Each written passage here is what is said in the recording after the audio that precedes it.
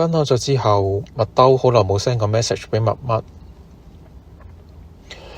麥兜無聊就上 Facebook 睇下有啲咩嘢睇，佢發現有好多人用 AI 整公仔，佢就學下人哋整，佢就用麥乜嘅相整咗好多好得意嘅公仔。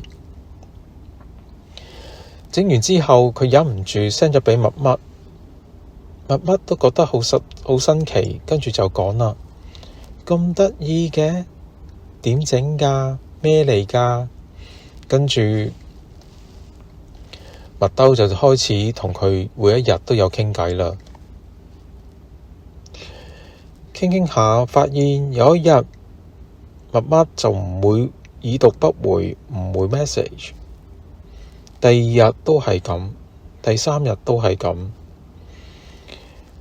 麥兜覺得自己煩住人，就開始停咗啦，冇再 send message 畀阿麥乜。有一晚，佢飲咗少少酒，睇住個手機對話框，打咗句：你仲好嗎？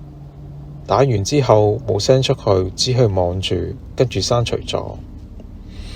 佢終於明白，有啲嘢講咗會好啲，但係有啲人唔係等咗就會返嚟㗎。